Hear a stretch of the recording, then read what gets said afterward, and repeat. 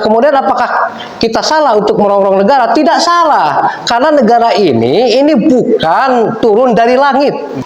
Bismillahirrahmanirrahim. Assalamualaikum warahmatullahi wabarakatuh. Waalaikumsalam warahmatullahi wabarakatuh. Segala puji mutlak milik Allah Subhanahu wa taala. Maka dari itu kita selaku hamba wajib memberikan pemujian kita terhadap Allah, yang mana puja tersebut adalah bentuk implementasi dari puji yang kita panjatkan terhadap Allah, yang salah satu bentuk rahmatnya kita bisa berkumpul hari ini di Pondok Pesantren Al Ihsan dalam rangka melanjutkan acara-acara yang biasa kita lakukan di Zaki Mustafa Official, yaitu di media sosial YouTube.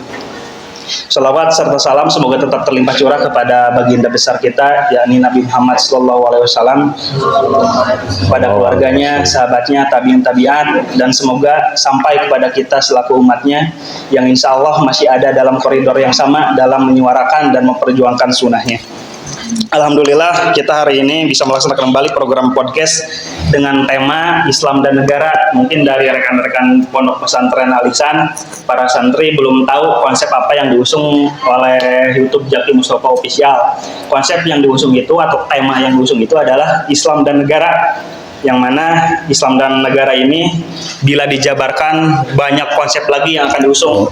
Yang Islam dan negara itu cuman induk dari tema gitu, dari pengawasan kita.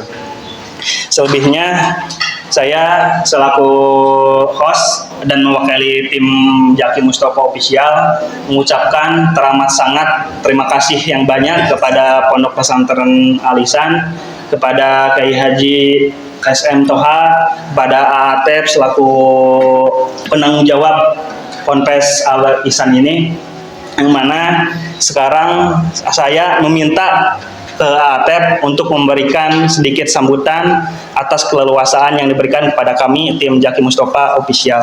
Silakan AATEP.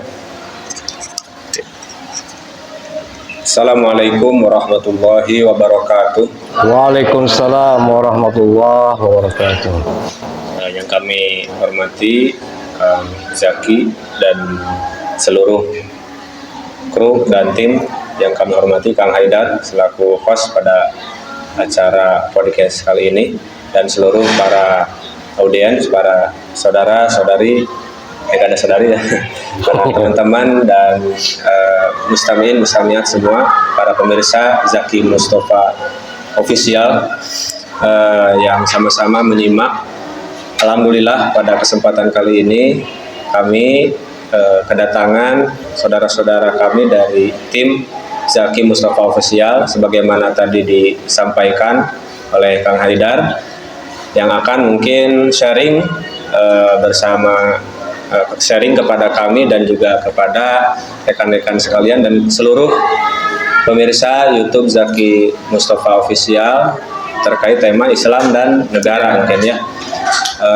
Yang mana alhamdulillah kami menyambut baik, dan mungkin hal ini merupakan sesuatu hal yang baru bagi kami di pesantren, yang biasanya para santri itu mengaji kitab kuning ya, mengaji ilmu bahasa Arab ya, ilmu ulama-ulama zaman dahulu, dan mungkin kedatangan tim Zaki Mustafa Official ini memberikan warna baru ya, mengenalkan mungkin kepada para santri terkait pemikiran-pemikiran yang lebih kekinian gitu ya, pemikiran-pemikiran Islam yang lebih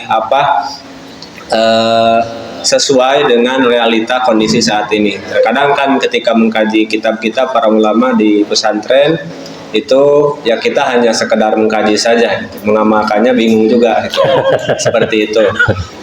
Sehingga mungkin perlu ada sharing ya antara pihak pesantren ya, pesantren-pesantren tradisional dengan mungkin orang-orang yang memang kompeten atau orang-orang yang bergerak di bidang akademik atau politis lah dan seterusnya, mungkin seperti itu.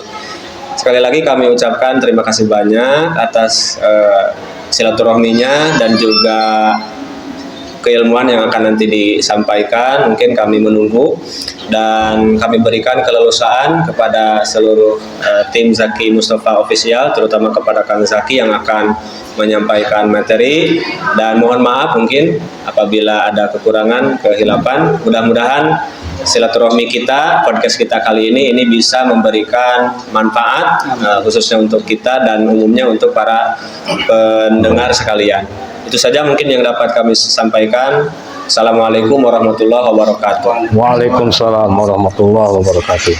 Terima kasih kepada Atep yang telah memberikan sambutannya, penerimanya kepada kita seluruh tim Zaki Mustafa Official, yang mana saya juga secara pribadi mempunyai harapan bagi Ponpes Al Ihsan, yang mana Al Ihsan ini adalah salah satu ponpes aswaja gitu, ahli sunnah wal jamaah yang benar-benar mengamalkan hal itu, Kang Zaki. Dan harapan besar saya bagi Ponpes Al Ihsan ini tuh bisa mencetak generasi-generasi emas yang benar-benar paham agama dan tahu implementasinya di mana. Amin. Oke Kang Zaki, hari ini tuh kita masuk ke bulan Maulid, Maulud, dan banyaklah sebutan-sebutannya dalam konteks bulan tersebut. Yang mana arti Maulud itu peringatan, Maulid itu kelahiran untuk Kanjeng Nabi Muhammad SAW. Tapi kebanyakan Kang Zaki dari peringatan yang dijalankan di berbagai tempat, di berbagai acara itu hanya kepada peringatan-peringatan kelahiran saja, diisi dengan sholawatan, maulidan, atau bahkan di kampung-kampung itu ada acara-acara pentas seni bagi anak-anak santri gitu. Menurut hemat pribadi saya, Nabi Muhammad itu adalah seorang yang besar, memiliki keagungan gitu. Dan salah satu bentuk dari wujud Quran secara fisik. Sayang sekali kalau misalkan peringatan Maulid Nabi hanya diperingati dengan acara-acara tersebut, tidak dijadikan sebagai suatu ajang untuk mendorong umat, mendorong giroh umat untuk kembali melaksanakan sunnah nabinya. Nah, bagaimana ini menurut Kang Zaki terkait hal-hal yang sedang terjadi di banyak kalangan masyarakat kita, Kang Zaki? Silakan. Ya, betul sekali. Jadi umat Islam itu adalah umat beragama yang terjebak ke dalam ritualisme dan seremonialisme. Jadi hanya dengan melaksanakan ritual-ritual, kemudian melaksanakan seremoni-seremoni, itu kemudian merasa bahwa mereka atau Islamnya itu sudah sempurna, gitu kan? Padahal sebagaimana kita tahu, Muhammad Rasulullah SAW itu adalah orang yang paling agung sepanjang sejarah. Jadi kalau menurut saya, nah Islam yang seremonialisme itu kan tadi Islam yang abal-abal begitu katakanlah, atau Islam yang KW-KW, atau Islam yang murah meriah gitu. Islam yang seremonialisme. Nah, nggak mungkin Muhammad Rasulullah SAW ini membawa Islam yang murah meriah. Sebagaimana sering saya sampaikan bahwa Muhammad Rasulullah SAW itu tidak hanya membawa agama, tetapi juga membawa negara sebagai tempat di mana ajaran Islam itu bisa diimplementasikan gitu. Nah, Islam sebagai rahmatan lil alamin dan pesan inti Al-Quran, yakni tauhid berkeadilan itu tidak mungkin bisa dijalankan tanpa wadah negara. Jadi dengan kata lain, Islam adalah agama yang mengajarkan bahwa kebaikan dan kebenaran ini harus dilembagakan, tidak cukup hanya menjadi tanggung jawab orang per orang, tapi harus dilembagakan supaya menjadi kekuatan yang mengikat. Nah, dengan kata lain, Islam mengajarkan bahwa kebaikan dan kebenaran itu harus menjadi hukum. Supaya apa? Supaya perintah dan larangan itu tidak hanya sekedar menjadi ajakan atau seruan atau himbauan, tapi benar-benar perintah dan benar-benar larangan. Nah, inilah yang sebetulnya konsep dari amar ma'ruf nahi mungkar yang sejati. Jadi amar ma'ruf nahi mungkar yang sejati itu hanya bisa dicapai ketika amar ma'ruf nahi mungkar itu menjadi hukum gitu. Nah, semua sistem hukum yang ada di muka bumi ini butuh yang namanya yurisdiksi atau wilayah hukum. Jadi tidak ada satupun sistem hukum di muka bumi ini yang bisa berjalan tanpa adanya yurisdiksi. Nah, begitu pula dengan agama Islam. Jadi agama Islam itu, ajaran-ajaran Islam itu hanya bisa berjalan di dalam yurisdiksi hukum Islam. Nah, yurisdiksi hukum Islam lah yang kita sebut sebagai negara Islam itu tadi. Iya. Jadi kebanyakan masyarakat kita itu tadi yang tadi dikatakan oleh Kang Jaki terperangkap mungkin yang Kang ya. Betul. Dalam ritual-ritual Terjebak, ibadah yang kebanyakan dilaksanakan. Mungkin Betul. yang punya pemikiran untuk melaksanakan sunnahnya pun tergerus oleh arus yang mayoritas yang terbiasa melaksanakan suatu adat istiadat. Betul. Ya, sebelumnya saya di sini tuh ditemani Kang Gibran nih, rekan-rekan santri yang sebelumnya tuh biasanya ditemani mas-mas, 2 kali podcast ditemani mas-mas, sekarang alhamdulillah ditemani orang sama-sama Sunda, Kang Gibran. Yang sebelumnya mas-mas. Mungkin bagi teman-teman, bagi rekan-rekan santri, pembahasan kita tuh agak berat, agak tinggi, dan Sebetulnya biasa-biasa saja. Sebetulnya biasa-biasa saja gitu. Tapi karena kurang tadi, umum aja gitu. Ya, karena tadi Kurang orang saja. kebanyakan umum tuh terperosok atau terperangkap dalam hal adat istiadat. Seremonialisme. Ya, gitu. makanya kita Jaki Mustafa Official itu mencoba mengusung sesuatu hal yang baru yang mengemukakan suatu pemikiran dalam ranah keilmuan dalam pembahasan Islam dan negara seperti itu. Kita lanjutkan ke pertanyaan selanjutnya. Kebanyakan umat Islam hari ini tuh sudah meyakini suatu hukum atau menjalankan suatu hukum seperti halnya ubudiyah, muamalah terkecuali jinayah gitu Kang. Seakan-akan mereka tuh ya udah punya pahala ketika melaksanakan ubudiyah dan lain sebagainya gitu. Padahal ada satu hal yang di dalam Islam pun wajib dilaksanakan seperti halnya pelaksanaan jinayah. Tapi lagi-lagi karena mungkin tadi tergerus oleh adat istiadat yang ada di masyarakat, mereka seakan-akan ya sudah cukup dengan agama yang sudah ada gitu. Lalu apakah negara Islam itu Kang ketika melaksanakan hukum-hukum jinayah dan lain sebagainya tergolong sebagai hukuman yang berat gitu Kang, seperti halnya hukum rajam, hukum potong tangan atau hukuman gantung gitu. Apakah itu tidak manusiawi gitu Kang, sementara Islam itu adalah rahmatan lil alamin. Bagaimana nih menurut Kang terkait hal tersebut? Betul sekali. Jadi memang kalau kita bicara negara Islam itu biasanya diasosiasikan dengan hukum rajam, hukum potong tangan, hukum gantung dan lain sebagainya. Nah, ini kan apakah negara Islam itu identik dengan itu? Nah, itu kan sebuah pertanyaan yang sangat wajar saya kira. Jadi kenapa pertanyaan-pertanyaan itu muncul? Ini sebagian disebabkan karena sarjana Muslim yang gagal memahami Islam yang sesungguhnya, sehingga gagal juga mereka itu memberikan pemahaman yang benar terhadap umat. Nah, sebab yang lain adalah karena propaganda anti-Islam yang didengungkan bukan hanya oleh orang-orang non-Muslim, justru sebagian orang Muslim juga mendengungkan hal yang sama. Nah, kita memang harus membedah masalah ini. Saya akan bahas itu secara sedikit panjang lebar. Kenapa? Untuk menghindari gagal paham tadi, untuk menghindari misunderstanding, ya, untuk menghindari distorsi supaya tidak ada reduksi pemahaman bahwa negara Islam itu seolah hanya sekedar tempat pelaksanaan hukum potong tangan saja, hukum-hukum yang kejam gitu ya enggak? Ya, betul. Nah, soal pertama yang harus kita jawab itu adalah apakah hukum potong tangan, hukuman potong tangan, hukuman rajam atau hukuman gantung itu buruk dan kejam gitu kan. Dari kacamata sejarah, dari kacamata pandangan masyarakat secara umum, bukan pandangan orang per orang. Karena kalau pandangan orang per orang ini kalau ditanya tiap orang pasti jawabannya akan berbeda-beda, bukan kejam gitu. Mungkin ada yang sejalan dengan pandangan masyarakat secara umum ataupun tidak sejalan dengan pandangan masyarakat secara umum. Nah, dari mana kita tahu pandangan masyarakat secara umum ini? Dari fakta-fakta. Jadi misalnya beberapa negara modern hari ini masih menerima konsep hukuman mati sebagai bagian yang sah dan legal dari sistem perundangan atau sistem hukum mereka. Amerika Serikat misalnya, kemudian Cina, termasuk juga Indonesia. Nah, Kalau ditanya pendapat pribadi orang per orang, apakah hukuman mati ini jelek dan kejam?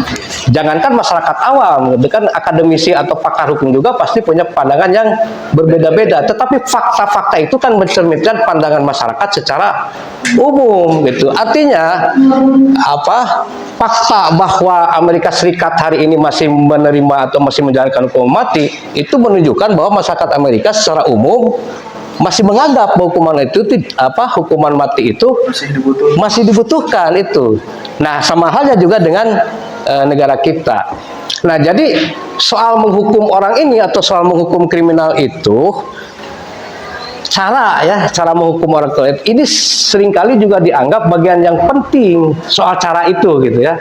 Kenapa? Karena menurut teori hukum salah satu maksud atau tujuan dari adanya hukuman itu kan sebagai warning system, Betul. sebagai sistem peringatan agar orang tidak mau melakukan kejahatan. Nah, hukuman yang berat dan kejam itu ini dianggap bisa memberikan pesan yang lebih kuat supaya orang gentar untuk Berikan efek jerah juga mungkin Kang ya. betul, supaya orang gentar, takut untuk melakukan kejahatan. Itulah sebabnya kenapa di dalam semua sistem peradaban dunia ini hukuman-hukuman yang berat dan kejam itu bisa hampir pasti bisa dipastikan akan ditemukan. Misalnya bangsa Romawi itu ya termasuk dalam konteks menghukum orang, menghukum mati, gitu ya. Bangsa Romawi itu menghukum mati orang itu dengan cara disalib. Jadi, dan itu fakta-faktanya sampai hari ini masih kita saksikan di gereja-gereja, gitu kan. Nah, gereja sendiri di abad pertengahan ini menghukum mati orang itu dengan cara dibakar, gitu. Nah, jadi pertanyaan apakah sebuah hukum ini harus dibuat kejam dan tidak, ini sebetulnya persoalan yang dilematis, karena kalau misalkan hukum itu dibuat ringan, efeknya kan menjadi tidak efektif. Betul. Tapi kalau misalkan hukuman itu dibuat kejam, ya seringkali juga diprotes, ya seringkali dianggap melanggar HAM dan lain sebagainya. Jadi misalnya begini, contoh kita lah di Indonesia terkait soal korupsi. Karena korupsi ini cenderung sangat ringan hukumannya, gitu, maka kan para pejabat itu tidak gentar.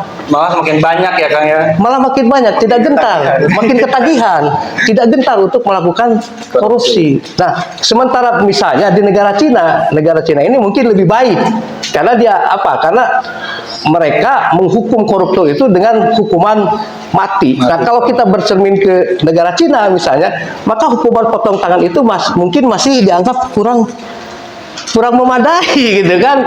Apalagi hanya sekedar penjara biasa yang seperti hari ini dipraktekkan di Indonesia. Kenapa? Karena para koruptor itu dengan sangat mudah bisa mengubah hotel Pordeo mereka ini menjadi hotel bintang 5 dengan uang hasil korupsi, Betul. dengan cara menyuap, dengan cara menyogok sipir atau kepala penjara. Nah, kalau setelah bebas ya gampang, tinggal nyalon lagi jadi bupati atau nyalon lagi jadi anggota DPR. Jadi kan hukum itu kan hanya dagelan saja kalau hukumannya ini dianggap sepele oleh masyarakat, tidak menimbulkan tadi efek jerah, tidak menimbulkan ketakutan, gitu, rasa takut. Nah, makanya kalau kembali ke sana, apakah hukuman potong tangan itu atau hukum rajam atau hukum gantung itu jelek, ya tergantung kepada situasi dan kondisi. Kalau situasinya ini kejahatan yang luar biasa masif, terstruktur dan sistematis dan mengancam keberlangsungan masyarakat seperti korupsi Indonesia, ya seperti saya katakan tadi, hukuman potong tangan itu mungkin masih kurang memadai. Mungkin yang dibutuhkan oleh masyarakat ini terkait soal korupsi bukan lagi potong tangan, tapi potong leher, gitu. Padahal agar memberikan dampak jerah yang signifikan ya Kang. Ya, gitu. Kemarin ada kasus terbaru tuh Kang yang korupsi timah, Ya, 100 triliun, tuh. dihukum sekian tahun dan denda Rp5.000. Ya, betul. Sedangkan di belahan Indonesia lain ada yang memelihara landak dihukum sekian tahun dan Tuh. yang melebihi hukuman dari korupsi 300T gitu. Kalau kita Tuh. bandingkan antara harga landak yang dilindungi dengan 300 triliun, mana yang lebih besar? Iya. Tapi hukuman yang lebih ringan didapatkan oleh yang korupsi 300 triliun. benar kata Akang sebelumnya, kalau misalkan kita jadi pejabat, walaupun Akang khatam Quran dan lain sebagainya, dengan sistem yang ada tuh kita pasti Iya. terjebak korupsi kan. Iya, Podcast betul. sebelumnya kita bahas itu. Kemudian Kang, hari ini tuh zaman di seluruh dunia lah, khususnya kita di Indonesia, yang hidup di Indonesia, zaman tuh sedemikian rupa berubahnya gitu Kang. Pertama, apakah Islam saja yang memiliki hukuman yang berat-berat yang memberikan dampak jerak, atau agama lain pun ada? Lalu apakah hukum tersebut gitu bisa dipraktekkan dalam kondisi zaman sekarang atau dapat berubah? Karena zaman sekarang tuh berbeda dengan zaman Nabi lah, katakan seperti itu. Oh. Gimana nih menurut Ya. Akang terkait hal itu? Ya, betul sekali. Tadi yang pertama itu, jadi sudah kita lihat bahwa sebetulnya hukum-hukum yang dianggap sebagai kejam dan sebagainya itu bukan hanya khusus di dunia Islam saja. Jadi semua peradaban itu seperti saya tadi katakan, bangsa Romawi atau gereja Kristen abad pertama dan sebagainya, atau semua peradaban itu secara umum ini memiliki hukum yang dianggap dalam tanda petik keras dan kejam. Nah kemudian apakah ini termasuk kategori hukum primitif? Ternyata kan tidak juga, karena beberapa puluh tahun yang lalu itu hampir semua negara Eropa lah yang kita rujuk sebagai negara yang paling maju dan beradab. Nah beberapa puluh tahun yang lalu itu hampir semua mempraktekkan hukum gantung. Jadi bukan waktu yang terlalu lama. Apalagi kalau misalkan kita merujuk 1 abad atau 2 abad ke belakang, itu hampir semua negara di dunia gitu. Apalagi kalau misalkan kita merujuk setengah milenial, 500 atau 5 abad atau 1000 tahun yang lampau. Ini hampir semua peradaban di dunia ini memiliki hukuman-hukuman yang dalam tanda petik kita sebut kejam. Tapi kalau misalkan kita bandingkan hukum yang berlaku di dunia Islam dengan dunia di luar Islam pada kurun waktu yang sama gitu. Nah, jelas sekali bahwa hukum yang diberlakukan di dunia Islam ini jauh lebih beradab dan manusiawi kira-kira. Nah, Dibanding agama lain gitu kan, atau agama lain dan termasuk peradaban lain juga. Nah, kemudian tadi apakah hukum potong tangan, hukum rajam, hukum gantung dan sebagainya itu bisa berubah? Tentu saja sangat bisa, karena hukum itu di dalam Islam, dalam konteks pengertian hukum, produk hukum, ini bukan sesuatu yang paten, bukan sesuatu yang baku, bukan sesuatu yang tidak bisa diubah gitu ya. Hukum itu bisa saja hukum potong tangan dan sebagainya ini bisa saja diubah kalau memang dikehendaki, karena kondisional gitu kan, disesuaikan dengan zaman tersebut. betul, bisa saja diubah kalau memang dikehendaki, karena kembali kepada yang tadi bahwa produk hukum itu ini bukan sesuatu yang baku, bukan sesuatu yang final menurut konsep hukum Islam, tapi sesuatu yang atributif yang mengikuti ruang dan waktu, dan itu bisa berubah sewaktu-waktu kalau misalkan tuntutan dan kebutuhan zaman ini berubah. Nah, jadi kalau kita berbicara tentang konsep hukum atau ekosistem hukum secara umum, bukan hanya hukum Islam gitu ya, maka hukum itu, sistem hukum itu ini pasti terdiri dari 3 bagian. Boleh saya? Boleh, silakan Boleh. digambarkan Kang, agar Ya. kita lebih jelas. supaya lebih jelas ya. Jadi kalau kita bicara sistem hukum apa saja, bukan hanya hukum Islam, ini pasti terdiri dari 3 bagian. Yang pertama adalah nilai atau sistem nilai. Nah, yang kedua, ini yang prinsip di dalam Islam itu adalah otorita. Otorita pembuat hukum. Nah, baru kemudian yang ketiga adalah produknya, produk hukumnya. Nah, ini bukan hanya hukum Islam, semua hukum atau semua sistem hukum atau teknologi hukum di apapun dimanapun juga itu pasti terdiri dari 3 bagian ini. Satu, sistem nilai, yang kemudian yang kedua otoritas atau otorita yang memiliki hak dan kewenangan untuk membuat produk hukum, dan kemudian yang ketiga itu produk hukumnya itu sendiri. Misalnya kita ambil contoh NKRI gitu ya, supaya akrab lah, supaya jelas. Sistem hukum NKRI. Nah, mana yang disebut dengan sistem nilai? Ini Pancasila gitu kan. Nah, dari mana Pancasila ini diambil? Katanya dari akar budaya bangsa. Sebagaimana kata Soekarno, Pancasila itu diambil dari akar budaya bangsa. Nah, kemudian siapa yang ditunjuk yang memiliki hak atau otoritas untuk membuat hukum sebagai produk hukum? Ini adalah lembaga-lembaga negara, terutama yang berkaitan dengan lembaga legislasi gitu. Yang pertama adalah MPR, kemudian DPR, kemudian Presiden, dan lain sebagainya gitu. Nah, jadi kalau misalkan ada polisi menilang pengendara motor, nah dia tidak bisa mengatakan Anda melanggar Pancasila atau Anda melanggar undang-undang akar budaya bangsa. Ini yang ditilang kan pasti bingung. Ya. Iya, betul. Yang dia harus dikatakan oleh polisi itu Anda melanggar undang-undang lalu lintas pasal sekian ayat sekian. Jadi apa? Jadi tugas dari otorita ini adalah menafsirkan, menerjemahkan, menjabarkan sistem nilai menjadi hukum positif. Nah, undang-undang lalu lintas plus teman-temannya yang lain gitu. Nah, inilah yang disebut dengan produk hukum. Nah, ini seperti yang kita lihat dalam sistem NKRI ini kan bisa berubah. Asalkan tidak setiap orang bisa merubah gitu kan. Dan siapa yang berhak untuk berubah ya? Lembaga yang memiliki otoritas ini tadi.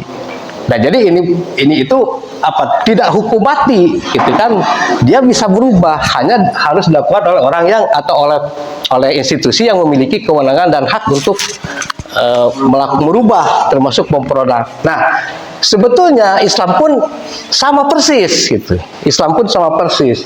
Jadi di dalam Islam itu sama persis. Yang pertama, sistem hukum Islam ini adalah sistem nilai. Nah, apa yang menjadi sistem nilai di dalam Islam? Kalau tidak tahu kan kebangetan itu. Apa ya? Itu tadi. Ini pasti Al-Quran atau kita sebut saja secara umum wahyu ya, atau Al-Quran. Tapi ingat, Al-Quran bukan Al-Quran sebagai ayat-ayat, tetapi Al-Quran secara spirit. Karena apa? Karena Al-Quran ayat-ayat itu tidak permanen. Gitu. Misalkan ada surat namanya surat ke-30 Ar-Rum. Suratnya kan masih ada, rubawinya kan sudah tidak ada. Gitu. Sudah tidak ada. Jadi, nah, ini yang menjadi sistem nilai. Nah, kemudian siapa yang diberi hak atau otoritas untuk membuat produk hukum di dalam Islam? Nah, ini ada dua. Dan pertama adalah Allah Subhanahu wa taala sebagai rujukan, sebagaimana disebutkan dalam banyak sekali ayat Al-Quran. Jadi antaranya dalam surat Al-Qasas ayat 70, wa huwallahu la ilaha illa huwa lahul hamdu fil ula wal akhirati walau hukmu wa ilaihi turja'un. Jadi rujukan, marja. Atau misalkan masih dalam surat yang sama, surat Al-Qasas ayat 88, wala tad'u ma'allahi ilahan akhara la ilaha illa huwa kullu syai'in halikun illa wajhahu lahu hukmu wa ilaihi turja'un. Al-Qasas ayat 70 dan Al-Qasas ayat 88. Jadi ada dua. Yang pertama, yang memiliki otoritas di dalam Islam itu, ini sumber nilai. Jadi sama aja seperti kalau dalam NKRI itu Pancasila itu sumber hukum bukan hukum. Ini adalah sumbernya. Nah, sumber ini harus dijabarkan, harus ditafsirkan. Tetapi tidak oleh semua orang. Jadi artinya jangan karena Anda ini warga negara Indonesia kemudian Anda bisa berhak menafsirkan Pancasila menjadi hukum positif. Tidak begitu. Soalnya kalau begitu maka negara ini kan akan sangat kacau balau. Nah, inilah yang terjadi di dunia Islam gitu. Karena apa? Karena tidak memakai sistematika yang baik dan benar. Ada sebentar ya, jadi ya. kita rehat sejenak ya, karena Ilyas minum dulu Ya, makin lancar menjelaskannya. Jadi ya ini ada dua. Yang satu adalah Allah sebagai marja. Nah, nanti kita akan berbicara apa pengertian marja, karena tadi ya selalu disebutkan wa ilaihi turja'un. Nah, kemudian yang kedua Rasul. Nah, kemudian siapa lagi? Kemudian Khalifatur Rasul gitu. Atau bisa juga nanti ini disebut sebagai Amirul Mukminin, atau bisa juga disebut Ulil Amri. Nah, sama. Kemudian baru setelah ini adalah produk hukum, yaitu keputusan-keputusan Rasul atau keputusan-keputusan Ulil Amri atau lain sebagainya. Nah, jadi kembali kepada tadi, ketika kita mentaati undang-undang lalu lintas, misalnya berkendara dengan memakai helm atau dengan membawa SIM dan sebagainya, itu rujukannya, artinya ketika kita mentaati undang-undang lalu lintas ini, kita mentaati otoritas. Ketika mentaati ini mentaati sistem nilai Pancasila. Nah, itulah yang disebut dengan tadi Allah sebagai rujukan itu. Ketika kita mengikuti keputusan Ulil Amri atau keputusan Rasul atau keputusan Khalifah atau Amirul Mukminin, maka kita mengikuti Rasul dan Allahnya. Rasul dan Allahnya, mengikuti wahyu. Itu barangkali sementara. Ya.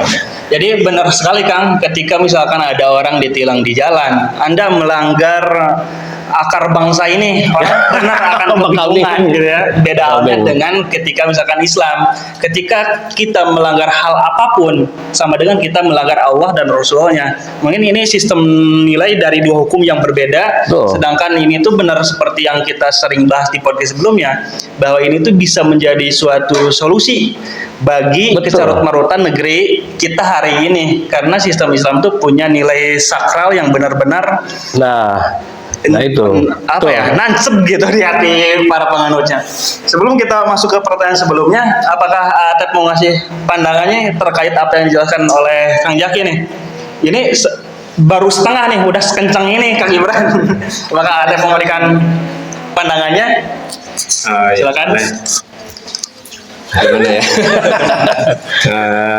Mungkin hal ini kalau kita berbicara kondisi umum ya, umat Islam saat ini ya mungkin akan dianggap keras, radikal, dan disebutnya aneh ya itu.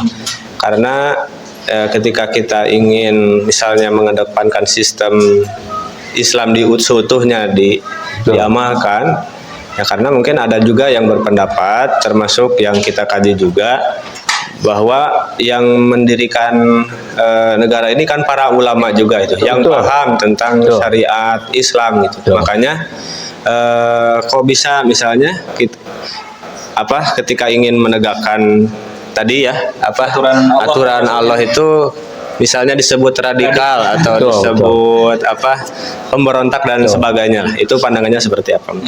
Ya, terima kasih. Jadi yang pertama itu akan saya jawab tuh, yang statement yang kedua. Apakah negara ini didirikan oleh para ulama? Betul, sebagian. Sebagian, karena kan fakta sejarah mengatakan bukan itu. Lembaga ini, negara ini didirikan oleh BPU PKI. Nah, betul bahwa di dalam BPU PKI ini ada kekuatan politik Islam. Betul sekali ya, ada.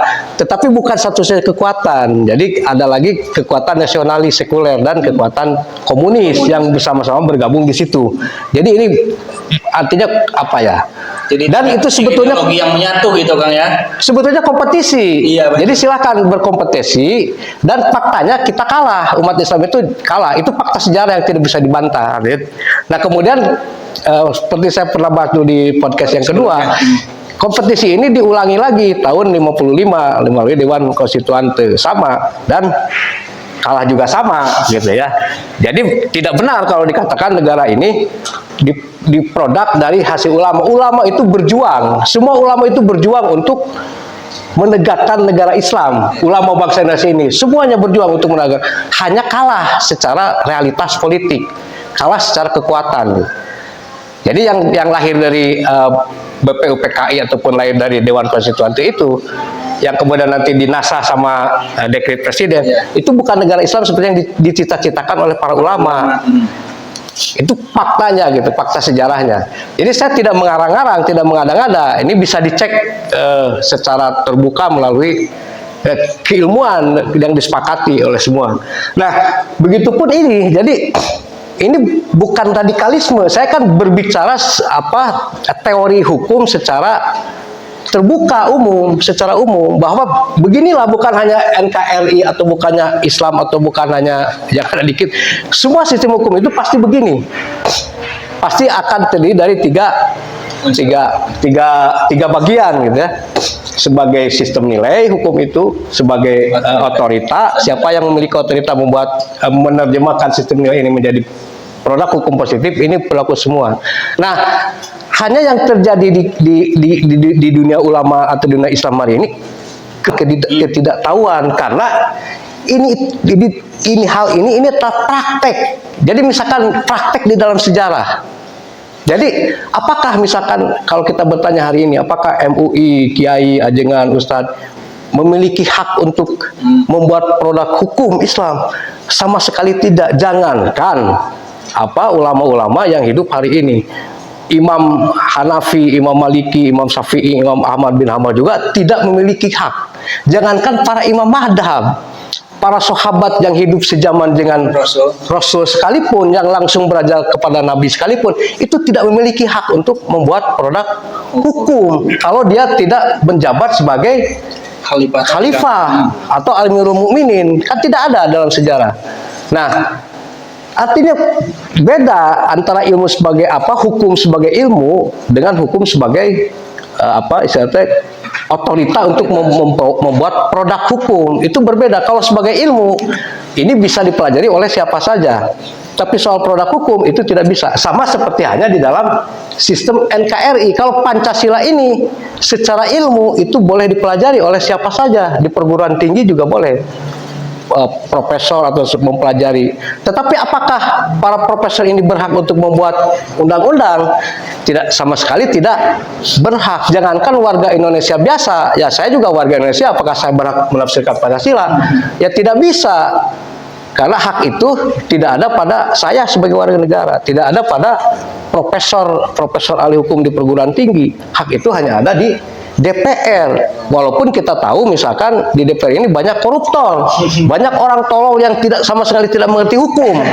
Tetap saja yang berhak itu mereka, bukan para profesor hukum yang ada di perguruan tinggi, di kampus-kampus. Nah, supaya Islam ini tertib, maka kita pun harus mengikuti alur seperti ini, karena ini bukan alur yang semua hukum di muka bumi ini mengikuti prosedur dan mekanisme yang sama seperti ini. Kalau tidak begini, ya pasti kacau balau. Kalau setiap warga negara Indonesia ini merasa memiliki hak untuk menafsirkan Pancasila menjadi hukum positif, kan tidak berlaku undang-undang lalu lintas. Karena setiap orang kan bakal punya hukum sendiri-sendiri, kan begitu kan? Bakal kacau. Ya, jangankan bertahun-tahun, minggu depan juga bubar republik ini kalau penerapan hukum ya kan. Kalau setiap orang mengeluarkan hukum itu. Nah, inilah yang menjadi sumber kekacauan di dalam Islam, karena hukum ini tidak dilakukan melalui prosedur dan melalui mekanisme yang benar. Kan itu kan saya sudah katakan tadi, bahwa Islam sebagai hukum itu ini perlu yurisdiksi, satu itu. Yang kedua perlu struktur sistematika seperti ini. Ini baru Islam ini bisa dijalankan sebagai hukum gitu. Dan tidak setiap orang bisa mengakses Al-Quran dalam konteks membuat hukum. Tidak bisa, tidak akan ada satupun sistem hukum di dunia ini yang begitu, karena itu akan menimbulkan kekacaubalauan luar biasa. Nah, kalau kita ingin Islam ini bisa dibumikan, maka kita pun harus mengikuti prosedur dan mekanisme yang sama. Dan ini yang saat ini tidak ada. Ya, itu yang saat ini hilang.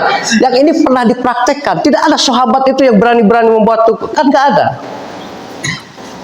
Jangankan tadi, jangankan para imamalan gitu, jangankan Iya. para sahabat yang hidup sejaman dengan Nabi juga, yang langsung belajar kepada Nabi juga, kalau dia bukan khalifah, Tidak ada kewenangan, ya. tidak ada kewenangan apa-apa gitu dalam konteks membuat produk hukum. Betul.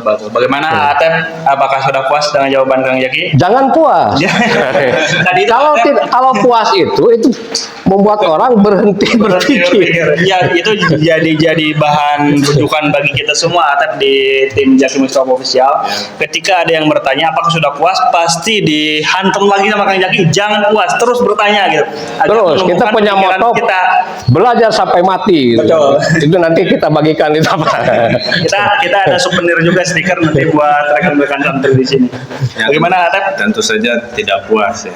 Nah, mungkin kalau untuk membahas hal yang Tuh. berat dalam masa yang sempit ya, 1 Betul. jam saja apalagi Betul. jadi satu pertanyaan, tentu akan mustahil ya, atau Untuk mustahil- menjabarkan semuanya ya. semuanya maksudnya ya, di belakang ya. Dibicarakan lagi. Nah, betul. kita akan membahas ini kan nanti serial di apa di Jaki Mustofa Official, di semua aspek Tapi dibahas. disclaimer juga untuk para audiens ya, atau para ya, kita ini kajian. Kajian. Mungkin bukan masalah saya yang paling benar atau siapa yang Betul, paling salah, betul, tapi betul.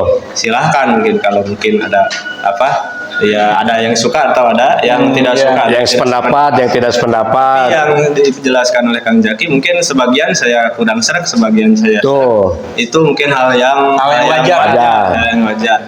Cuman yang penting mungkin channel ini atau Kang Jaki ini bisa membangkitkan Betul. apa ya, membangkitkan Hal-hal yang tabu. yang sama atau Untuk diangkat ke muka umum nggak ada. membangkitkan apa ya, rasa penasaran Betul. atau membangkitkan kemauan kita untuk belajar ya. Ini bener gak sih gitu. Ya, nah, itu. Nah, artinya kita Betul. membuka seperti tadi yang disampaikan. Gitulah. Iya. Jadi orang tuh memiliki rasa penasaran Atep ya untuk mencari validasinya. Ini yang disampaikan oleh Kang Jaki itu benar apa enggak? Seperti halnya tadi sejarah. Saya pun Betul. bisa menambah pernyataan Kang Jaki bahwa sejarah yang dikatakan Kang Jaki tadi itu bisa di cross check lah validasi kebenarannya, dan itu benar-benar terjadi di bangsa kita. Betul. Balik lagi ke tema pembahasan Kang Jaki. Berarti hak mutlak dalam pembuatan hukum itu adalah di tangan Allah dan Rasulnya ya Kang Jaki. Betul. Berarti hari ini MUI, ulama, ustadzah, dan lain sebagainya itu tidak ada kewenangan untuk membuat hukum-hukum atau produk hukum seperti halnya Pancasila tadi. Betul. Sedangkan hukum yang dibuat oleh manusia pun setiap manusia tidak bisa membuat produk hukum. Betul. Apalagi produk hukum dari apalagi hukum Allah. Betul. Mana mungkin manusia biasa bisa menciptakan suatu produk Betul. hukum terkecuali punya legal standing sebagai khalifah. Betul. Kita masuk ke pertanyaan selanjutnya Kang Jaki yang akan ditanyakan oleh Kang Gibran. Ini rekan saya agar tidak diam melulu Kang Jaki. Silakan Kang Gibran. Terpana mungkin. Tadi Untuk ditanyakan Kang Gibran. dari Kang Ali itu sangat menarik ya. Dari pernyataan tadi saya jadi tersirat nih Kang. Itu kan yang punya otoritas untuk membuat produk hukum itu di Indonesia itu kan DPR, MPR dan lain sebagainya. lain sebagainya. Itu di wilayah NKRI Indonesia mungkin. Betul. Nah, tapi kan di NKRI itu sendiri Kang ada yang namanya lembaga MUI nih. Tuh. Yang katanya dia itu bisa membuat produk Islam untuk umat Islam di Betul. Indonesia. Nah, mungkin itu pandangannya bagaimana Kang Jaki? Ya, ya kembali kepada yang tadi. Ini kan tertib hukum mekanisme yang apa ya? Ini bukan karangan saya gitu. yang syarat harus berlaku dalam sebuah sistem hukum supaya masyarakat ini bisa berjalan dengan tertib dan aman. Kalau bayangkan kalau setiap warga negara Indonesia ini memiliki hak tadi untuk menerjemahkan apa sistem nilai ini menjadi hukum positif, kan alangkah kacau balaunya, karena semua orang naik motor dan sebagainya itu pasti tidak mau mengakui undang-undangan lalu lintas, yang pakai undang-undang sendiri saja. Jadi akan menimbulkan kekacauan yang luar biasa, kacau hukum yang luar biasa kalau tidak dibatasi siapa yang orang atau lembaga yang berhak untuk membuat produk hukum dengan cara menafsirkan atau menjabarkan sistem nilai menjadi hukum positif. Nah, ini harus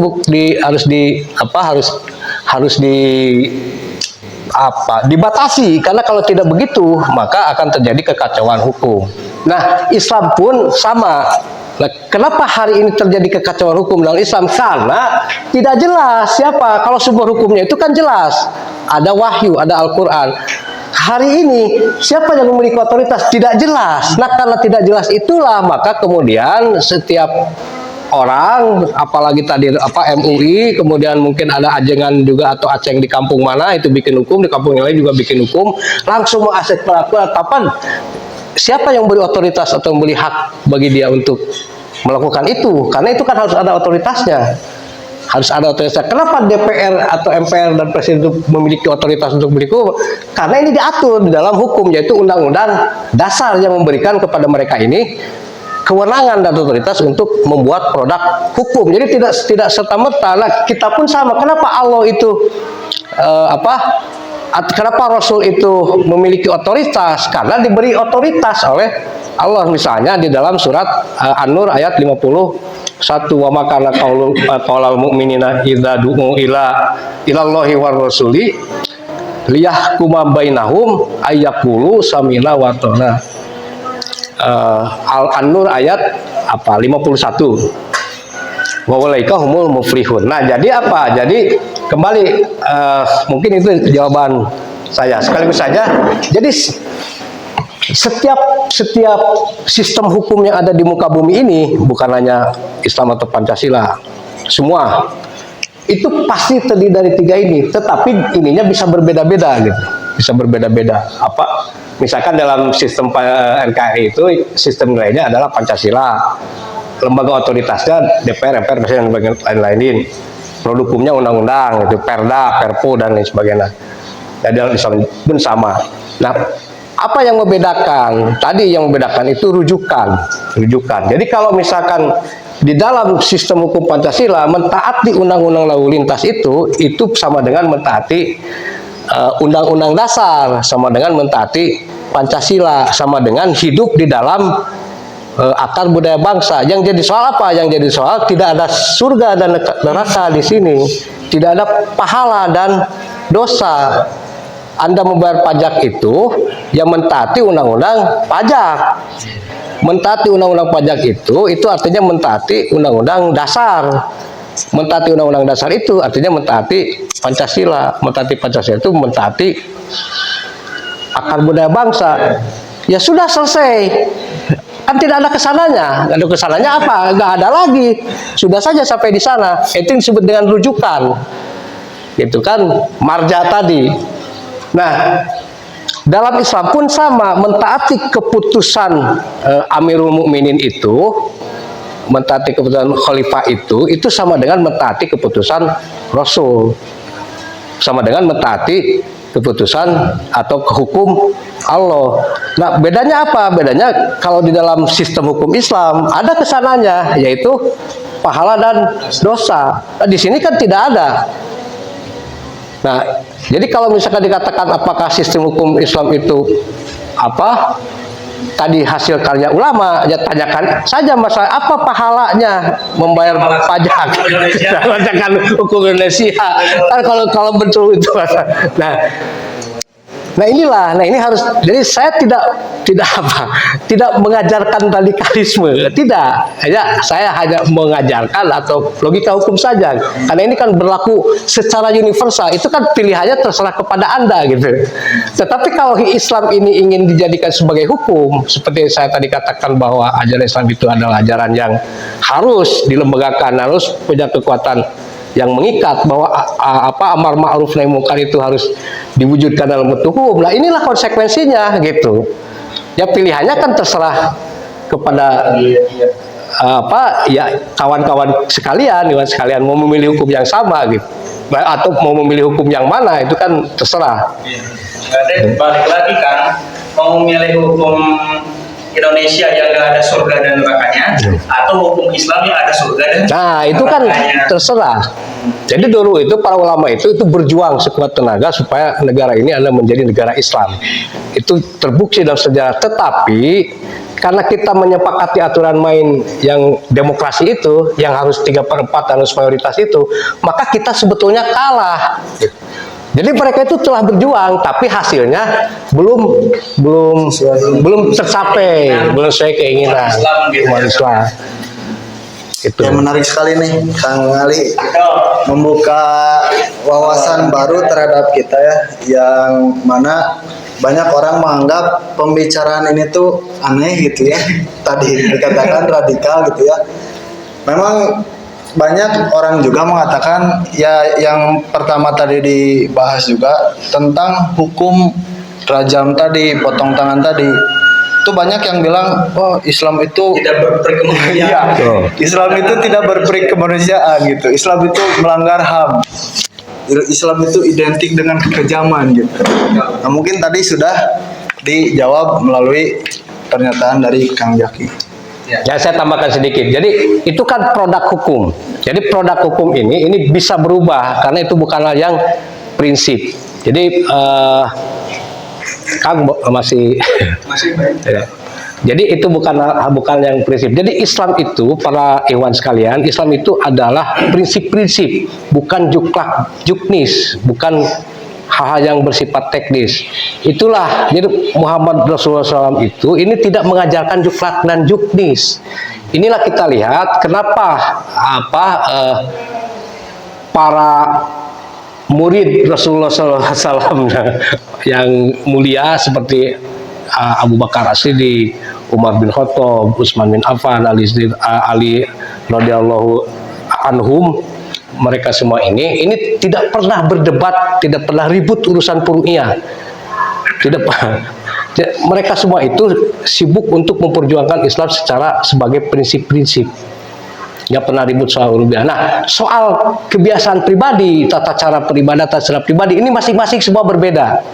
Jangankan antar sesama para sahabat, dengan Rasul sendiri pun berbeda. Salah satu contoh misalnya begini, Rasul SAW itu tidak pernah melakukan sholat Qiyamul Ramadan, sholat yang kita biasa sebut taraweh berjamaah, itu tidak pernah. Melakukan itu pun di masjid, ini hanya 3 malam saja, selebihnya di rumah. Nah, Umar bin Khattab nggak senang melihat itu gitu ya. Nah, setelah Rasul meninggal tentunya, setelah beliau menjadi khalifah gitu, Amirul Mukminin, itu tidak senang melihat situasi seperti itu. Akhirnya membuat keputusan, mengubah. Udah sekarang kalian sholat di masjid secara berjamaah. Nah, itu dalam soal furu'iyah atau soal ibadah. Dan soal yang jauh lebih prinsip, misalnya dalam pengelolaan keuangan negara, soal Baitul Mal. Jadi soal pengelolaan keuangan negara di dalam negara Islam ini, zaman Rasul dan para sahabat itu berbeda, baik antara Rasul dengan Abu Bakar As-Siddiq ataupun Abu Bakar As-Siddiq dengan Umar bin Khattab.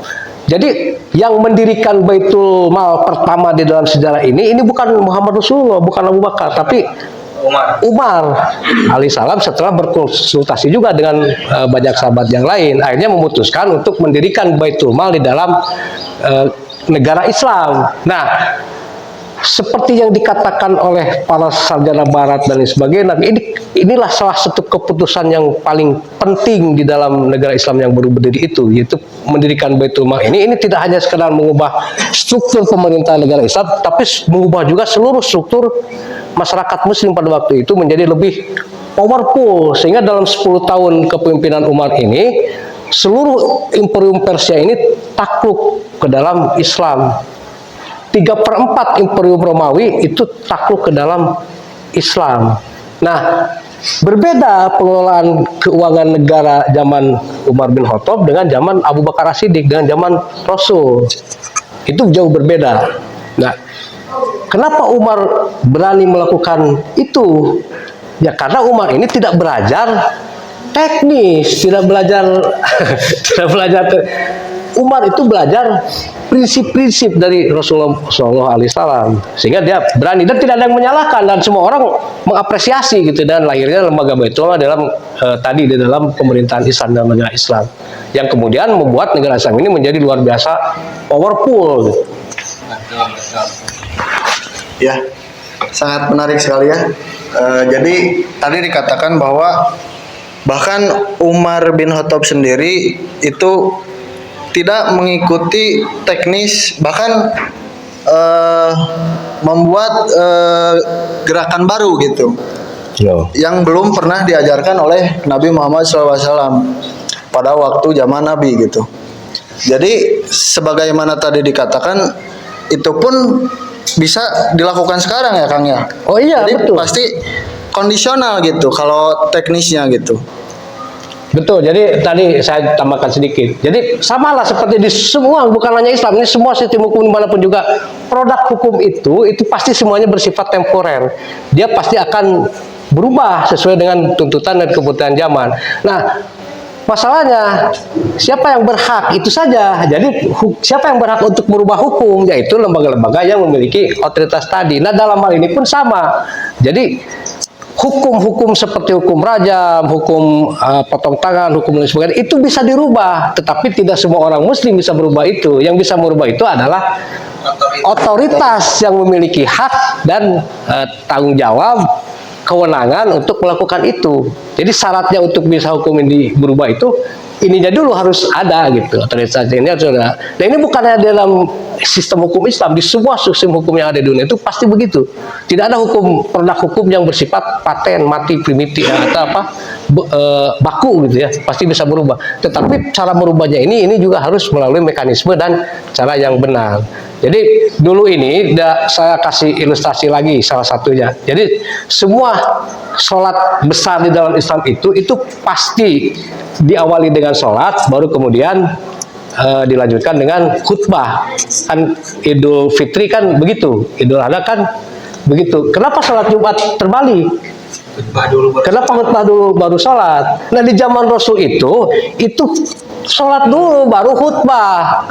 Di zaman Abu Bakar juga sama. Di zaman apa sampai kepada Khalifah Rasul itu semua sama. Siapa yang mengubah itu? Yang mengubah itu adalah Muawiyah bin Abu Sufyan sebagai khalifah. Gitu. Kenapa? Karena setiap selesai sholat ketika Muawiyah ini mau berkhutbah itu jamaah bubar gitu. Itu jamaah bubar gitu. Jamaah bubar, makanya kemudian Muawiyah bin Abu Sufyan ini membuat keputusan untuk mengubah khusus untuk sholat Jumat itu diubah.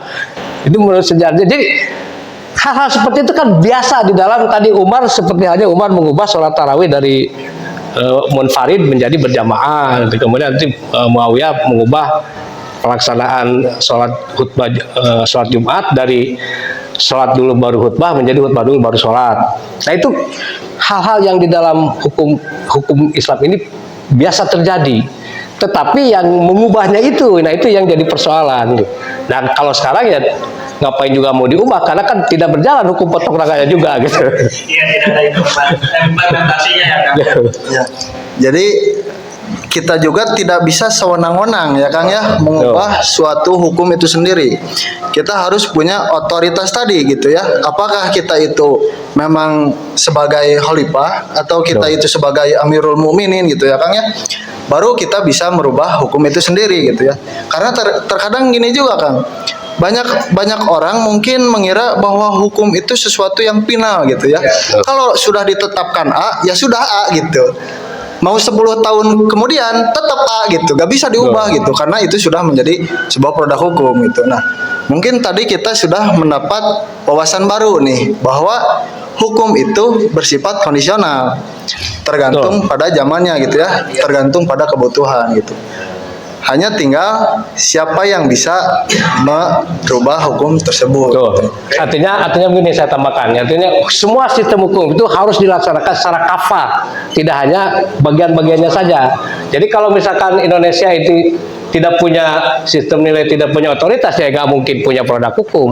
Harus kafah. Nah, Islam pun begitu. Kalau Islam ini ingin melaksanakan hukum, maka dia harus kafah. Jadi ketiga unsur ini ketika begini harus ada semuanya sehingga sistem hukum itu bisa berjalan secara alamiah, secara normal gitu.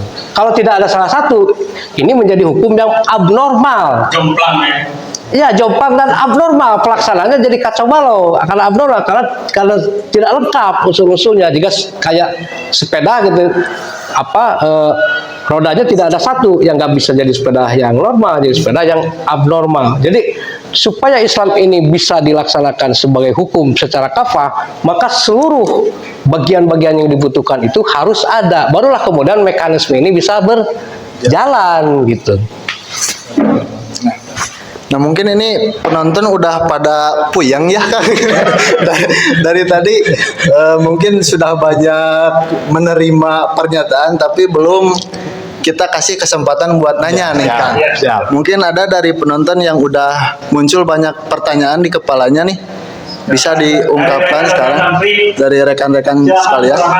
Ini tuh ranah dialog, ranah ilmuwan, jadi jangan terbatasi oleh stigma di masyarakat, radikal dan lain sebagainya. Karena kita berbicara dalam ranah keilmuan.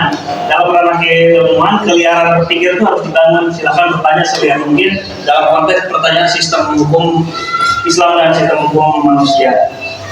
Karena ada yang mau ditanyakan dari rekan santri, dari hadirin yang lainnya. Ya. Silakan Kang Prof. Jadi Assalamualaikum warahmatullahi wabarakatuh.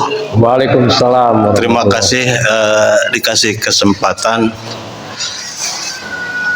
Pertama-tama saya mengutip ayat yang kurang lebih la tusyrik billah inna syirka la dzulmun adzim.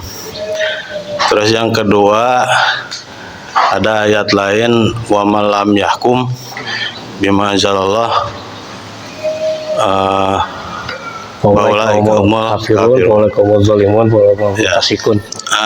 ayat ke-1 saya bertanya, kalau kembali kepada pembahasan tadi, lantas bagaimana konsekuensinya seorang muslim yang di dalam dirinya mentaati hukum-hukum yang telah disampaikan oleh pemerintah gitu, NKRI, pemerintah Indonesia, yang di sana merupakan yang sudah dijadikan sebuah kesepakatan. Ya sebagaimana tadi membayar pajak, mentaati undang-undang lalu lintas dan sebagainya. Dan di sisi lain sebagai muslim mentaati juga hukum-hukum yang termaktub di dalam Al-Quran. Saya bertanya bagaimana itu yang seorang muslim seperti itu gitu, mentaati dua hukum gitu. Di satu sisi hukum Pancasila, dia sebagai warga negara, dan mentaati Al-Quran, Allah gitu, dia sebagai individu, sebagai muslim. Kalau dikaitkan dengan tadi ayat yang saya kutip tadi kurang. Yang kedua,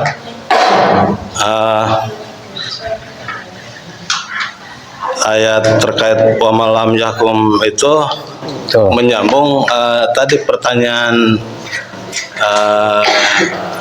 saya ngatep. Saya terus terang masih kurang puas. Kalaupun ini Kang Jaki memandang ini satu keilmuan, tapi stigma di masyarakat tetap aja gitu, bahwa pembahasan ini dianggap mengarah kepada istilahnya aliran kanan radikal, istilah yang stigma di masyarakat. Bahkan mungkin dianggap dan mengarah kepada merongrong keutuhan dan kedaulatan negara. Nah itu sangat melekat stigma itu di masyarakat. Ya supaya lebih puas dan sedikit memberikan ketenangan kita sebagai audien gitu. Bagaimana tanggapan Pak Jaki? Makasih. Assalamualaikum warahmatullahi wabarakatuh. Waalaikumsalam warahmatullahi wabarakatuh. Silakan Kang Zaki untuk dijawab dari pertanyaan Kang untuk memberikan kepuasan. Padahal Kang Zaki sudah menekankan jangan puas. Silakan. Jangan puas, karena pasti tidak akan puas. Jadi pertama, sesungguhnya yang paling berdosa itu bukan persoalan mentaati dua hukum itu tadi. Yang paling berdosa itu ketidaktahuan itu yang jadi apa dosa yang besar itu. Jadi kalau merujuk kepada Al-Quran dan sebagainya itu sangat jelas. Tadi konsep marja itu tadi wala tad'u ma'allahi ilahan akhar itu artinya sama juga tidak boleh tidak boleh umat Islam ini memakai sistem atau aturan yang di luar aturan Islam, itu tidak boleh sama sekali hukumnya. Nah, persoalannya kan tahu enggak umat Islam bahwa itu tidak boleh. Jadi dosa yang paling besar itu adalah dosa ketidaktahuan. Itu dulu harus diselesaikan. Jadi karena yang kalau tidak tahu kan sulit menghukuminya, tapi kalau posisinya dia ini tahu bahwa tidak boleh atau berhukum selain kepada hukum Allah, kemudian tetap juga melaksanakan itu kan yang menjadi dosa. Itu dalil-dalilnya itu luar biasa jelas. Tadi salah satunya dalam surat Al-Maidah, maksudnya ayat 44 sampai 47, wa man lam yahkum bima anzalallah faulaika humul kafirun wa man lam yahkum bima anzalallah faulaika humul dzalimun wa man lam yahkum bima anzalallah faulaika humul fasikun. Itu dalam 3 ayat yang berdekatan itu kan jelas banyak sekali. Jadi kan cuma persoalannya kan apakah umat Islam ini tahu atau tidak? Kenapa? Karena kan seperti saya sudah bilang dulu, jadi umat Islam ini kan lebih tertarik kepada apa yang viral di medsos daripada terhadap Al-Quran kan sudah tidak mau lagi belajar Al-Quran dan sebagainya. Jadi tugas kita lah sebetulnya untuk membawa kembali Al-Quran ke tengah-tengah umat ini supaya mereka itu melek Al-Quran gitu. Ya, inilah salah satu misi dari Jaki Official itu gitu. Iya, betul. Membawakan kembali Al-Quran ke tengah masyarakat. Nah, kemudian tadi soal yang dianggap radikal. Jadi pertama, radikal itu ini sebetulnya tidak tepat juga kalau dikatakan radikal itu selalu diasosiasikan dengan agama, apalagi khususnya Islam. Jadi radikal itu harusnya dilekatkan juga dalam semua hal gitu ya, dalam sepak bola misalkan, dalam bernegara sepak bola radikal ya. Nah, harusnya ada. Dan apakah radikal itu jelek? Radikal itu tidak jelek. Kalau tidak radikal nggak ada apapun di dunia yang bisa jadi kan gitu. Kalau ilmuwan itu tidak radikal, nggak akan ada ilmu yang baru. Kalau Soekarno dulu itu tidak radikal, apakah Republik Indonesia ini akan berdiri? Kan tidak akan mungkin. Ya, jadi radikal itu jangan dipahami sebagai hal yang jelek dan bukan hanya khusus untuk berlaku untuk Islam. Nah, kenapa kita tidak pernah masuk Piala Dunia? Ya karena pemain sepak bola kita tidak radikal, gitu kan, itu intinya. Tapi coba kalau misalkan pemain sepak bola kita itu radikal, pasti dari dulu kita sudah masuk ke Piala Dunia. Kan tidak radikal saja. Nah, jadi radikal itu tidak salah dan harus wajib. Umat Islam ini wajib untuk radikal. Sebenarnya orang agama lain juga harus radikal. Cuma yang tidak boleh itu argumennya. Nah, kalau argumennya ini rasional, radikal itu menjadi hal yang bagus karena ini syarat untuk mewujudkan apapun gitu. Nah, kalau radikal argumennya tidak jelas, nah ini yang jadi masalah. Kalau argumennya tahayul itu yang tidak jelas. Kalau Rasulullah SAW dulu itu tidak radikal, ya nggak mungkin lah Islam ini akan menjadi satu agama dunia. Rasul itu kan luar biasa tantangan dan lain sebagainya itu radikal. Itu luar biasa hebat lah. Kalau Rasul itu tidak radikal dan para sahabat itu dulu tidak radikal, ya nggak akan ada Islam. Itu pasti dijamin tidak akan ada Islam. Nah, kemudian apakah kita salah untuk merongrong negara? Tidak salah, karena negara ini bukan turun dari langit. Bukan sesuatu yang harus ditelan, mau pahit, mau beracun, bukan sesuatu yang turun dari langit. Negara ini hasil dari kesepakatan manusia. Kita sebagai manusia bersepakat untuk membuat negara. Kalau misalkan ternyata pahit, ternyata beracun, ternyata menyengsarakan, ya tak apa-apa dirongrong gitu kan. untuk mencari opsi yang lebih baik. Kan begitu. Jadi kan saya seringkali heran, orang itu tetap miskin, tetap hidup melarat, tetap hidup sengsara, tapi tetap saja membela negara yang menyengsarakan itu. Itu kan aneh bin ajaib. Jadi negara ini bukan sesuatu yang datang dari langit, dari dewa, yang harus kemudian ditelan apakah dia itu pahit atau beracun dan sebagainya. Tidak. Negara ini adalah hasil karya manusia, hasil konsensus manusia. Dan apakah bisa dirubah? Ya dirubah saja asal manusianya mau berubah, atau mau mengubah. Yang tidak boleh yang tidak boleh itu adalah menggunakan cara-cara yang tidak manusiawi. Itu yang tidak boleh. Ini tidak boleh sama sekali. Karena tidak ada contohnya dalam Islam juga. Misalkan terorisme, mengebom gereja, mengebom mall dan sebagainya. Itu yang tidak boleh. Tetapi kalau kita merongrong negara dengan cara yang rasional, dengan cara membangun pemahaman, mencari kata sepakat, mencari titik persamaan, ini wajib dilakukan gitu. Jadi kita wajib mengevaluasi apakah negara ini memberikan sesuatu yang kita butuhkan, kan itu atau tidak, baik itu secara ekonomi, secara material maupun secara spiritual. Ini wajib dibicarakan. Jangan sampai negara ini menyengsarakan secara material, menyengsarakan secara spiritual, ditelan juga. Itu kan bodoh. Kan tadi saya katakan negara ini bukan sesuatu yang datang dari langit. Ini kan yang kita buat. Kalau kita buat makanan di rumah kemudian sakit perut, ya ngapain juga disakralkan gitu. Cari aja makanan yang lain, opsi yang lain, buat resep yang lain. Kan sesimpel itu, karena makanan itu adalah yang kita buat, bukan yang datang dari dewa yang mau tidak mau harus dimakan. Kita makan, betul. Kan bukan begitu. Kan negara ini kan kayak seperti makanan kita, itu hasil karya kita, manusia, bangsa Indonesia. Hasil karya, kalau kesepakatan dari Sumpah Pemuda, kan begitu. Sekarang sebenarnya itu Oktober, kesepakatan kita sebagai manusia. Nah ngapain juga kalau beracun itu terus menerus dimakan? Karena kan kesepakatan manusia. Ya tinggal kita ngobrol lagi kan gitu, ngobrol lagi. Ini apa yang salah? Ada gak yang salah? Gitu. Kemana jalan keluarnya? Ngobrol lah gitu. Makanya budaya diskusi, budaya itu jangan bunuh, jangan dibungkam, jangan dibungkam. Karena saya memang tidak setuju kalau misalkan cara-cara yang tidak manusiawi dan sebagainya ini itu tidak setuju. Karena sejarah kita itu membuktikan bahwa segala sesuatu itu dimusyawarahkan gitu.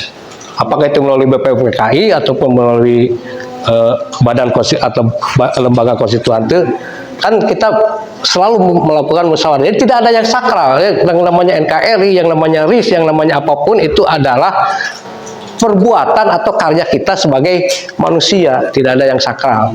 Betul.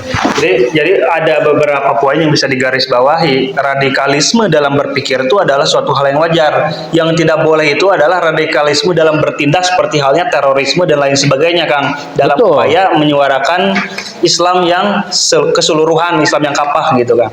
Bagaimana Kang Rob? Apakah tidak puas? Jangan puas. Iya, cuman sayang waktu kita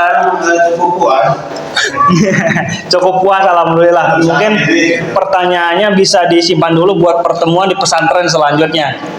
Yang Rob, dikarenakan durasi kita udah agak mepet ke asar, ya kita mungkin ada beberapa poin yang saya dapat simpulkan. Pertama, kita sebagai umat Islam jangan terperosok dalam ritual ibadah saja, melainkan kita harus memikirkan konsep lain dalam Islam, yaitu dalam konsep bernegara. Karena Nabi Muhammad itu bukan sekedar ahli fikih atau hanya sekedar ahli ibadah saja, melainkan Nabi Muhammad itu adalah konseptor negara yang sampai hari ini masih diakui kebesaran dan keagungannya.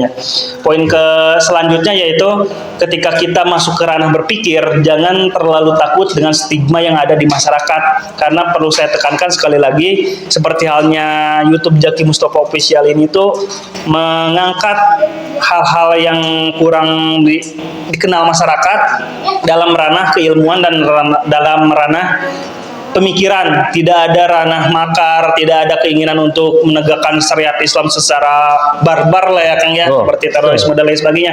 Melainkan kita menawarkan solusi, barangkali Islam dan nilai-nilai Islam bisa jadi obat dari makanan beracun yang bangsa Indonesia hari ini sedang makan bersama. Betul.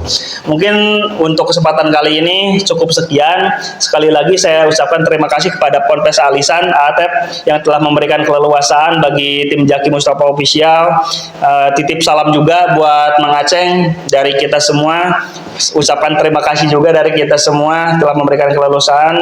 Semoga dengan memberikan keleluasannya dari Ponpes Alisan ini menjadi suatu nilai ibadah di mata Allah Subhanahu wa taala. Amin ya Allah. Amin. Ya Rabbal alamin.